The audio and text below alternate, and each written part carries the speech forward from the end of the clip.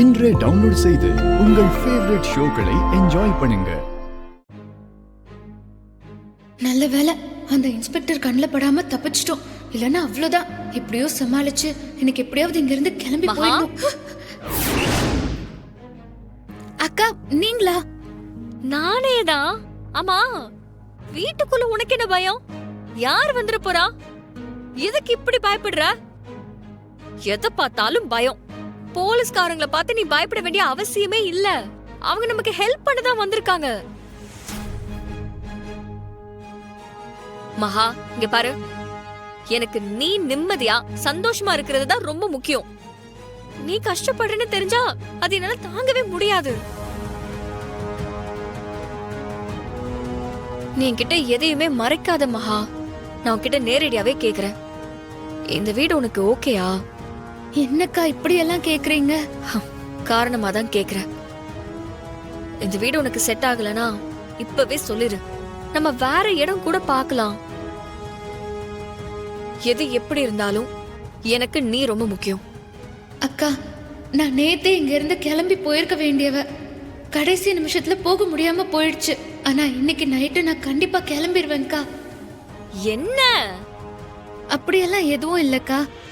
எனக்கு இங்க இருக்கிறதுல எந்த பிரச்சனையும் இல்ல. அதெல்லாம் எதுவும் வேண்டாம். அக்கா, எனக்கு உங்ககிட்ட ஒண்ணு கேட்கணும். அது என்ன ஒண்ணு? கஞ்சத்தனமா? நீ எவ்வளவு வேணாலும் கேளு. எனக்கு உங்களை கட்டி பிடிச்சுக்கணும் போல இருக்குக்கா. நான் உங்களை ஒரு தடவை கட்டி பிடிச்சுக்கிட்டா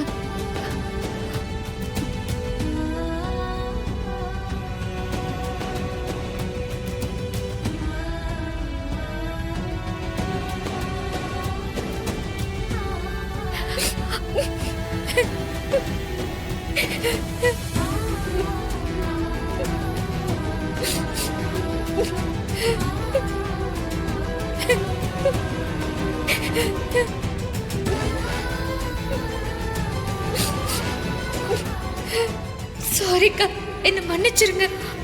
என் மேல இவ்வளவு பாசமா இருக்கிற நீங்க நான் போயிட்டேன்னு தெரிஞ்சதும் என்ன நினைச்சு வருத்தப்படுவீங்க. என் கோவத்துல கண்டபடி திட்டு கூட செய்வீங்க. ஆனா நான் என்னக்கா பண்ணுவேன்? விதி என் வாழ்க்கையில வேற மாதிரி விளையாடிட்டு இருக்கு. எனக்கு உங்களை ரொம்ப பிடிக்கும். உண்மையை சொல்லணும்னா உங்க கூட இருக்கணும்னு எனக்கும் ஆசைதான். ஆனா வேற வழி இல்ல. நான் போய்தான் ஆகணும்க்கா. நீங்களும் அவரும் தான் ஒன்னா சேரணும், கல்யாணம் பண்ணிக்கிட்டு சந்தோஷமா வாழணும். எனக்கு அது போதும்க்கா.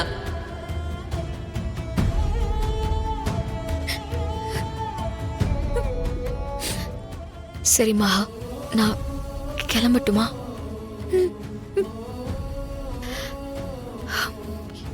என்னமோ தெரியல மகா, உன்னை விட்டு போகவே மனசு வரல.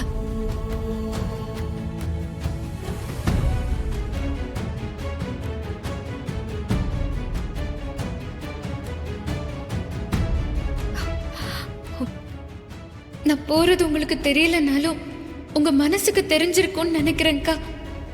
அதான் உங்களையும் அறியாம உங்க கண்ணுல கண்ணீர் வருது.